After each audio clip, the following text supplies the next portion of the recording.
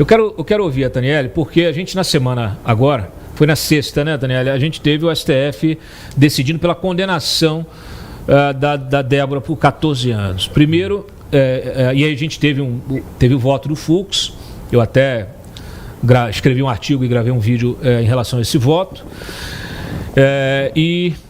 mas ela foi condenada a 14 anos. Ela corre o risco de voltar para a cadeia? Então, diga-se de passagem, né? Eu preciso reconhecer aqui, Dantas, que o voto do Fux, ele é um voto brilhante, tá? O voto do Fux, ele reflete tudo aquilo que nós estamos falando há mais de 2 anos. Não existe individualização da conduta. Porque se existisse a individualização da conduta nesses processos, o máximo que a Débora poderia ser condenada seria realmente exatamente de acordo com o voto do Fux. Ainda no meu ponto de vista, né, conforme a nossa defesa, nós ali admitimos a questão da pichação. Tá? Ok, está incluso no rol dos crimes ambientais ali, tudo bem, ele reconheceu, né, e ele fala que para receber a denúncia, tudo bem você usar, né, existem indícios de autoria, de materialidade, para receber a denúncia, o indúbio pro societar, ele é válido. Mas no caso da aplicação da pena, condena ou não um indivíduo, para condenar o indivíduo ou não, não é indúbio pro societar, indúbio pro réu. Você precisa analisar as provas que foram produzidas durante a instrução processual e se aquelas provas elas corroboram com o que está descrito na denúncia, que no caso da Débora, isso não reflete a realidade, né? E falando tudo isso, a gente amargou na sexta-feira, amargou mesmo, porque eu falo para você, aquela sensação de engasgado, soco no estômago, com o voto aí da ministra Carmen Lúcia, seguindo o entendimento do ministro Alexandre de Moraes e do ministro Flávio Dino. E a Débora hoje está condenada em 14 anos, 12 anos e meio de reclusão. Existe aí uma chance de retornar ao cárcere, algo que eu acredito que não vai acontecer, tá? Ah, doutora, é muito otimista. Eu preciso ser otimista. Diante do cenário que nós estamos, um cenário absurdo que nós estamos vivendo hoje, se eu não manter o otimismo, o que nos resta? Se nós não temos justiça. Então, a gente analisou o voto, até se vocês pegarem ali a decisão que converte a prisão preventiva da Débora em prisão domiciliar, porque ela continua presa. Ah, não, ela está presa dentro de casa hoje.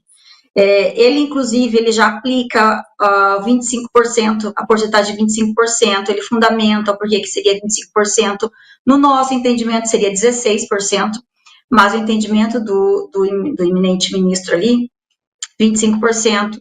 Então, nós teríamos aí... Isso. Então, nós teríamos mais 3 meses para ela alcançar o direito à progressão de regime, né, que seria do fechado para o semiaberto. Porém, precisamos ressaltar aqui que a Débora, ela faz jus à substituição da prisão por prisão, da reclusão ali, por prisão domiciliar. Ela é mãe de 2 crianças menores de 12 anos. Então, sou otimista? Sou. Acredito que ela não vai retornar para a prisão? Acredito. Acredito que ela vai ser mantida em prisão domiciliar até alcançar aí o regime da progressão, que na nossa soma vai ser aí início do mês 8. E depois, o regime dela passa a ser o semiaberto. Nós vamos lutar aí para que ela consiga trabalhar, consiga estudar, mas não muda a injustiça que foi cometida com essa menina. Eu falo menina, mas ela é uma mulher, ela é mãe de 2 crianças, ela é uma pessoa incrível, uma das pessoas mais maravilhosas que eu falo para você de todo o meu coração, como advogada que eu já atendi nessa minha vida. E Quando você fala menina, a gente compreende perfeitamente. É uma forma de... Eu escrevi, inclusive num artigo, que eu escrevi uma carta pública para Débora. Eu a chamei de nossa doce cabeleireira, porque ela transmite isso. Ela transmite doçura. Então, o menina em nenhum momento vai ser encarado como se ela fosse jovem, uma criança, uma garota ou alguém inconsequente. Muito pelo contrário. Ela é essa menina do Brasil, aliás. Né? A Débora hoje é a nossa menina, a nossa doce cabeleireira. E eu quero, se você puder, eu não sei se você teve chance de conversar com ela depois dessa decisão do STF. Você teve chance de conversar? A gente tem alguma coisa que você possa nos dizer de como ela está, psicologicamente, espiritualmente? Sexta-feira foi uma montanha-russa, né? Veio o voto do ministro do Fux, ela chorou muito, ela ficou muito feliz, a família ficou muito feliz, porque nós não esperávamos um voto de absolvição. Quer dizer, nós esperávamos, mas o que deu a entender, no dia em que o ministro ele manifestou, inclusive no dia do julgamento, né, do recebimento da denúncia contra o presidente Bolsonaro, que ele falou que atrás, né, embaixo daquela capa ali bate um coração e que ele iria rever a dosimetria da pena. Então, assim, nós estávamos esperando o milagre de um voto de absolvição, mas estávamos conscientes também que poderia vir um voto referente à aplicação, né, da dosimetria da pena, coisa que aconteceu com o ministro Zanin. E ele fez a questão ali de verificar, conforme o entendimento dele, a aplicação da dosimetria da pena, e tanto que ficou ali em 11 anos. Então, nós imaginávamos que o ministro Fux faria isso. Quando nós vimos o voto de 1 ano e 6 meses, a gente chorou realmente, ela ficou muito emocionada, de repente veio o voto do ministro Zanin, né, 11 anos, dentro do que nós esperávamos também. E a gente ficou naquela expectativa, será que a ministra Carmen Lúcia iria seguir o Zanin, iria seguir o Fux, o que ela iria fazer? Poxa, uma mulher, né, ela é mulher, e ela segue o ministro Alexandre de Moraes. Então, ali, assim, todo mundo, ela meio que desabou, a família desabou, ela chorou muito, a família chorou muito, sofreu muito, e o esposo dela ainda mandou uma mensagem pra gente, falando, pessoal, a Débora não tem condições de falar hoje, a Débora não tem condições ela está totalmente abalada, com 2 crianças em casa também esperando essa notícia, porque, gente, os meninos, eles são pequenos, né, 7 anos, 10 anos, mas eles entendem tudo. Eu passei 3 dias na casa da Débora, assim, que ela saiu da prisão, e os meninos, eles têm um desespero de perder a mãe novamente. Da Débora pegar um celular para olhar a hora, o Rafinha, que é o menorzinho, correr, falar, não, mamãe, larga o celular, mamãe, você vai voltar para a prisão, mamãe, você vai presa. Sabe aquele desespero daquela criança? Então, imagina dentro da casa como que ficou. Aí no sábado a gente conversou um pouquinho, no domingo também, ontem eu já falei com ela, hoje ela mandou mensagem de manhã, ela já está mais feliz, vou ligar para ela à tarde para a gente fazer uma chamada de vídeo, conversar um pouquinho, né, como eu falei, tomar um chimarrão online com ela ali. Acaba sendo, além de advogada, você acaba sendo um suporte psicológico, emocional para ela também, né? Exatamente. Nesses casos do 8 de janeiro, é aquilo que eu te falei da outra vez. Os casos do 8 de janeiro, Dantas, eles são totalmente diferentes de qualquer outro tipo de caso que até hoje na nossa vida nós trabalhamos. São réus que estão numa condição totalmente diferente. Então, querendo ou não, nós acabamos tendo uma ligação com eles muito forte, nós acabamos amando eles de uma maneira que eu não sei explicar para você. As dores deles acabam refletindo na gente, eu como mulher, como mãe de 2 crianças também, como defensora da justiça, da liberdade, isso, ele traz uma revolta muito grande para nós enquanto advogado, porque nós conhecemos as leis, nós sabemos como é que funciona, se esse processo fosse julgado em uma vara de 1º grau, né, os recursos, nós não temos sequer chance de recurso, Dantas. Sabe, Taniele, a Carol sempre se emociona quando fala da Débora aqui. Cláudio, pois Débora é quase que meu tema dia sim, dia também, nas minhas redes sociais, já fiz vários vídeos sobre ela. Eu também sou mãe de 2 crianças, né? Meu filho tem 8 anos, a minha filha tem 3 anos, e eu tô sempre nas manifestações, qualquer que seja, a favor da direita, claro, com os meus filhos, assim, e todas as vezes que eu faço esses posts nas minhas redes sociais é inacreditável a quantidade de gente que fala, ela deveria perder a guarda, ela abandono de menores, o que ela estava fazendo lá, com quem essas crianças estavam. E assim, a gente que tá na trincheira não é fácil dar a cara para defender o óbvio, mas que hoje em dia ninguém mais no Brasil tem coragem de dar, e a Débora virou o rosto de todas nós, tanto nós que estamos aqui dando a cara a tapa também, quanto todas aquelas mulheres que não aguentam mais ver o que está acontecendo, mas não têm coragem. Então, assim, passe essa mensagem a ela, porque eu imagino o quanto ela não deve estar se sentindo sozinha, como você bem colocou, ela está presa dentro de casa, a sentença dela não deixa que ela fale com os demais familiares, né? Ela só pode falar com o marido, com os filhos, me corrija se eu estiver errada, mas provavelmente ela não vê, não sei, mãe, irmãos, todo o resto da família ela não pode receber, não pode dar entrevista, então ela está sim presa dentro de casa.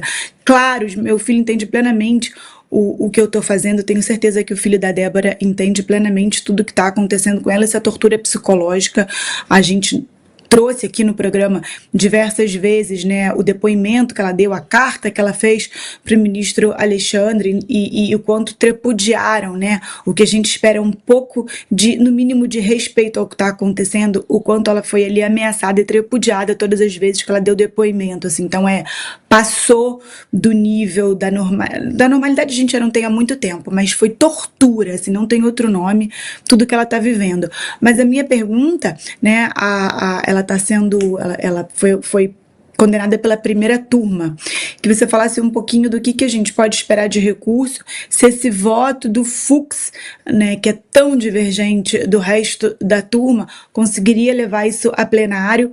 O voto da Carmen Lúcia também foi um voto que me revoltou, o que está acontecendo com esses juízes, que desconexão eles têm da realidade. A Débora não é a única mãe de filhos menores, né, que está nessa situação. Tem uma outra mãe que tem 3 filhos, 2 com problema de saúde. Ela é viúva, também passando por isso. Então, assim, o que a gente pode esperar de um plenário da corte para dar, pelo menos, se a gente não conseguir reverter, que outros ministros se inspirem nesse voto do Fux, tem um mínimo de dignidade, assim, porque direitos humanos para estuprador, para assassino, é o que mais tem. Agora, com esses presos do 8 de janeiro, aí não, né? Eles estão sendo considerados quase que uma subclasse, assim, né? Sub-humanos, assim, é inacreditável mesmo tudo isso. Fica à vontade, Daniele. Daniele, aproveita e fala se há possibilidade de recurso, porque tem um voto divergente. O que é possível fazer do ponto de vista legal? Então, com relação a visitas, tá? A decisão ela foi bem clara. A Débora tem contato então com os filhos, com o esposo, com a mãe e com as irmãs. Não pode falar com o sogro, não pode falar com sogra, com cunhados, com sobrinhos. É apenas aquele rol totalmente taxativo. E como eu falei para você, eu fiquei 3 dias com ela. E apesar de ali no vídeo, quando vocês olham, parecer uma menininha pequenininha, você falava, minha menina, quando eu cheguei lá, ela é maior do que eu, ela é mais alta do que eu. Mas ela é dona de uma doçura que é difícil, a gente é tão acostumada, né, com tratar com pessoas, geralmente no crime, principalmente, né, você tem um pouco desse distanciamento, você vai tornando um pouquinho mais dura com o passar do tempo, e a Débora, ela me trouxe um choque de realidade tão grande quando eu conheci ela pessoalmente. Falar, meu Deus, essa menina arrisca ser condenada a 14 anos. Mais uma vez eu repito, menina no sentido daquela doçura dela, que ela conserva aquela doçura dela. Mas aí chegava a noite, eu vendo ela fazer as tarefinhas, eles têm horários lá na casa deles, com as crianças, os meninos, mamãe, é hora de fazer nossa tarefa. E ela, aquela tensão com as crianças, dando banho nas crianças, lavando o cabelinho, hidratando o cabelinho das crianças. Gente, era algo assim que eu fiquei mais revoltada ainda com tudo que estava acontecendo. E agora, falando sobre a questão processual. Tenho a plena convicção de que se a Débora tivesse ido para plenário, que o próprio Fux, no voto dele, ele fala que o entendimento dele é que a Débora não deveria ter sido julgada pela primeira turma, e sim pelo plenário. Se a Débora fosse para o plenário, eu não tenho sombra de dúvidas quanto à absolvição dela. Talvez isso já foi uma manobra do próprio STF, do próprio ministro, que colocando ela na primeira turma, ele teria ali fechado os votos.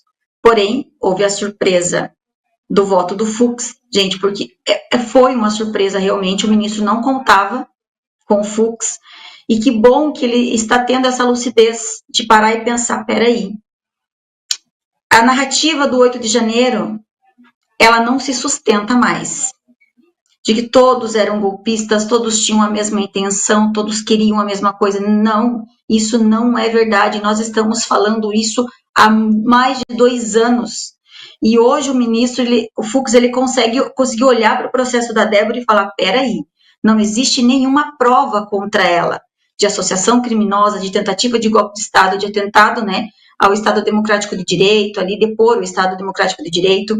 Não existe nenhuma prova com relação à associação criminosa, principalmente, gente.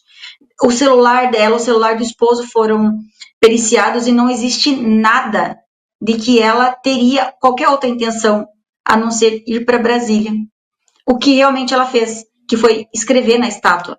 No outro dia foi limpa a estátua, não ficou um resquício de marca, sequer de batom naquela estátua. Então, que crime é esse que a Débora... Que crimes são esses? Cadê as provas? Não existem provas. E nós somos tolhidos quando a Débora foi colocada no plenário da primeira turma para... Na primeira turma para julgamento, nós não temos sequer a chance de um embargo de divergência, que seria levado para plenário. Hoje a gente pode fazer o quê? Um embargo de declaração, para tentar discutir ali, talvez, a questão da pena e tudo mais, mas nós não temos recurso, gente. Essa é a verdade. Nós não temos chance de qualquer recurso.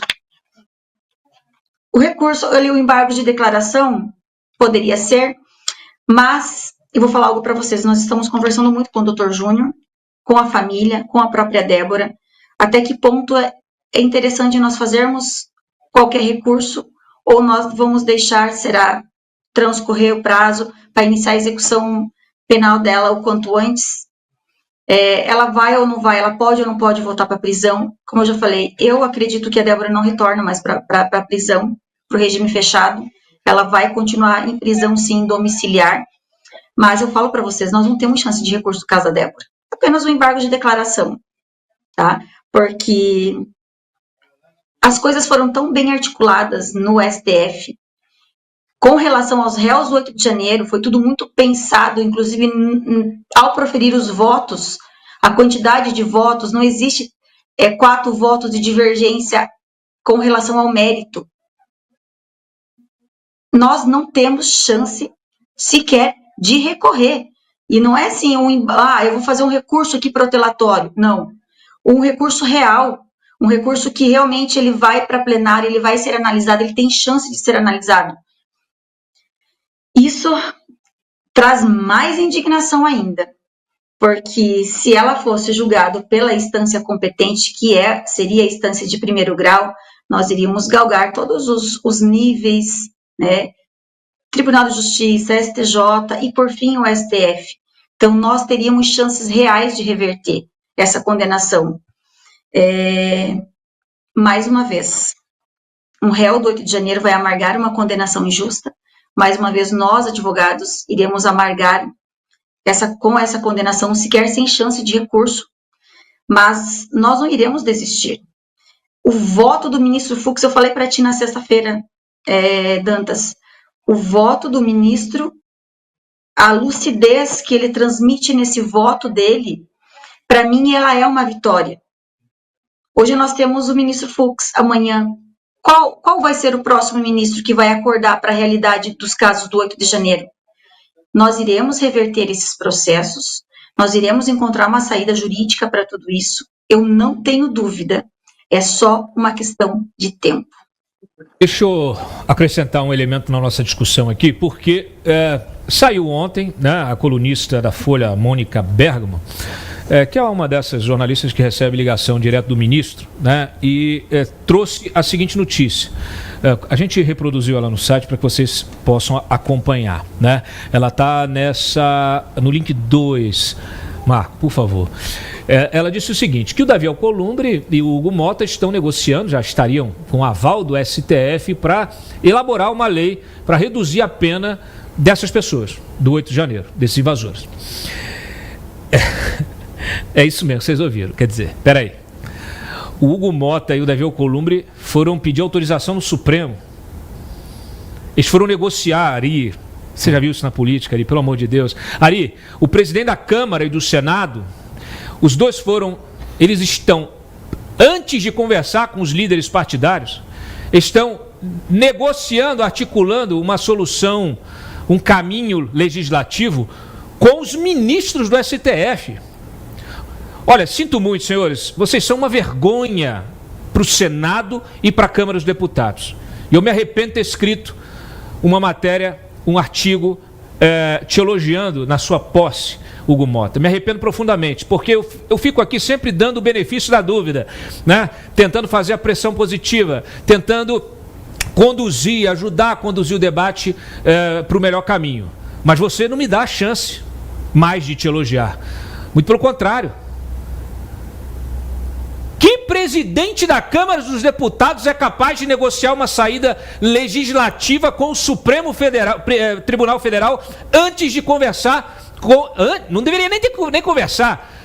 Mas nesse caso, que a gente já vive numa situação caótica institucional, a gente tem essa vergonha. Porque isso não foi nem conversado com os líderes partidários. A oposição tomou um susto. Falou, do que vocês estão falando? Não tem lei. Não tem lei nenhuma, não tem projeto nenhum. Isso está sendo cantado no ouvido de uma jornalista para espalhar como um balão de ensaio para ver se ganha força. Vocês negociaram isso na viagem para a Itália para ver lá o sepultamento do Papa? Vocês são uma vergonha. Eu sinto muito, vocês são homens públicos, devem lidar com o escrutínio público e devem saber lidar com as críticas. E se não querem ser criticados, que façam as coisas certas. Davi Alcolumbre, cadê a ponte do Amapá? Ou você vai manter o seu estado ainda isolado do resto do Brasil? Isso é uma vergonha também. E receber o troco, né? Isso é uma vergonha também. E é uma vergonha o que vocês estão fazendo agora. Agora, o mais vergonhoso dessa história toda, põe lá a matéria de novo. É que isso esquenta o meu sangue, não tem jeito. Coloca lá. A proposta, tá? O texto está sendo negociado e a proposta busca um meio termo entre a anistia total defendida por aliados de Jair Bolsonaro e as penas de até 17 anos aplicadas pelo STF. A ideia é diferenciar os réus que participaram dos atos dos que planejaram ou instigaram os ataques.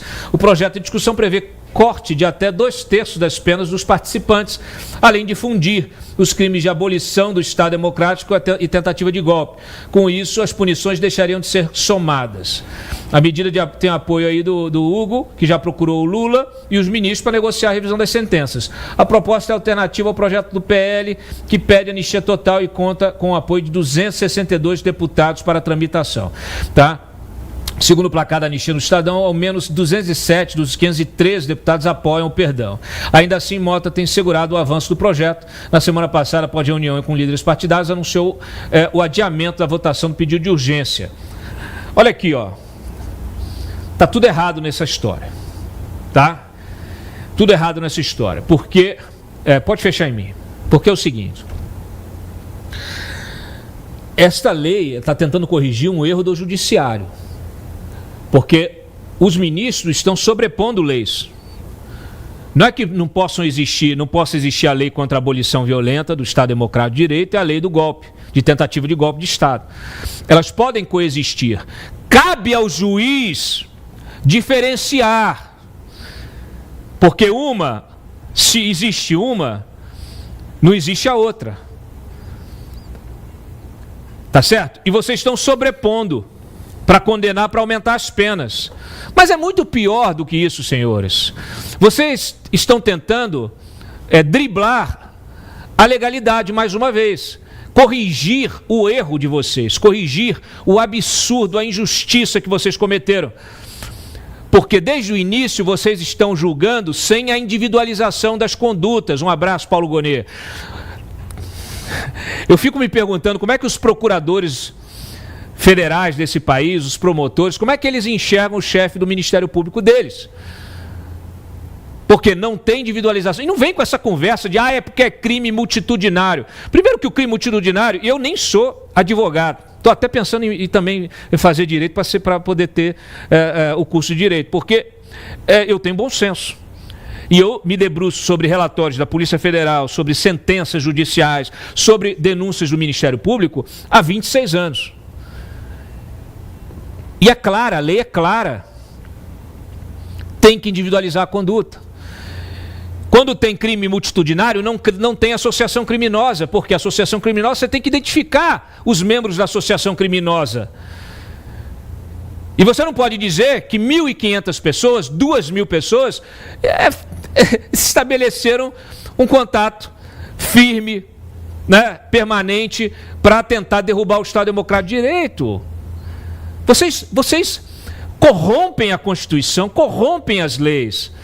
Vocês corrompem a moral, o bom senso, a inteligência da sociedade. É inaplicável, essas penas são inaplicáveis. E vocês se meteram num beco sem saída quando acabaram com a figura do revisor, que vocês criaram no mensalão para poder revisar as penas dos mensaleiros. E o Barroso, que diz que essas invasões e a depredação são crimes imperdoáveis, perdoou o Zé Dirceu pela corrupção dele. Põe na tela aí, por favor, põe na tela. Põe na tela, link 3. Só para lembrar. Quer dizer, Barrosão, você perdoa a corrupção, mas não perdoa a invasão? O que a Débora fez? Pintou uma estátua. Você tem prova de que ela entrou no Congresso? Não. Tem prova de que ela entrou no... Não. Tem prova de que ela fez mais alguma coisa? Não. Tem prova de que ela se organizou com outras pessoas? Não, não tem. Não tem uma puta mensagem. Não tem nada. A Polícia Federal deixou claro isso no relatório e mesmo assim vocês foram lá e condenaram. Então aqui não se trata de defender posições ideológicas, se trata de defender a justiça, a legalidade. E tudo que vocês estão fazendo é se afastar da legalidade. Vocês jogaram o país num caos, e se colocaram num beco sem saída que agora estão tentando fazer dessa maneira vergonhosa uma saída institucional. E a única saída institucional possível nesse país hoje é a anistia geral, inclusive para vocês. Inclusive para vocês. Só lembrando aqui, não perdoa a Débora, mas perdoa o Dirceu. Em 2016, concedeu perdão da pena imposta ao Zé Dirceu no processo do mensalão. Condenação de 7 anos e 11 meses. Passou a cumprir a pena em 15 de novembro de 13, após se esgotar os recursos. Provocado pelo Rodrigo Janot. O grande Rodrigo Janot, cadê você? Nunca veio para uma entrevista, né? Não consegue sentar comigo, porque você sabe que você vai ser questionado por que você segurou a Lava Jato. Que a Lava Jato poderia ter investigado muito mais coisa do Lula. Senta comigo, Janot. Vamos fazer um revival de todas as investigações. Eu só quero te perguntar por que essa e essa outra investigação, por que ela não avançou? Volta lá. Vocês estão de brincadeira. Vocês acham que a gente faz aqui debate amador, né? Vocês acham que a gente faz aqui debate palhaçada, brincadeira? Vocês acham que a gente faz aqui brincadeira? Vocês acham que estão brincando com a vida das pessoas? Vocês estão acabando com o país. Coloca lá. Olha lá. Vamos lá. Janot pediu, Barrosão deu. Tá certo? Aí deu também pro Roberto Jefferson, para não ficar feio, né? Deu pro Bob Jeff. Pode botar lá embaixo, que tem a matéria do Bob Jeff. Só que o Bob Jeff era delator de um esquema quando não havia a lei da delação premiada. Volta para mim. Então, assim, está muito claro. E o pior no caso do Dirceu é que o Dirceu, na ocasião, ali, 16, ele já era investigado na Lava Jato. E a Lava Jato descobriu que ele, mesmo sendo investigado no Mensalão, ele continuou fazendo os esquemas dele. E o Barroso perdoou o Zé Dirceu, que está aí limpinho. Aliás, o STF, no ano passado, perdoou também, porque extinguiu os processos. Então está lavado, está novinho. Botaram ele na torneira, limparam a bundinha dele, ele está novinho para se candidatar nas próximas eleições. Vote se você for otário, se você for um idiota completo. O militante eu deixo votar, mas o pagador de impostos, o aposentado que está sendo lesado por essa gente aí, vocês têm que aprender também.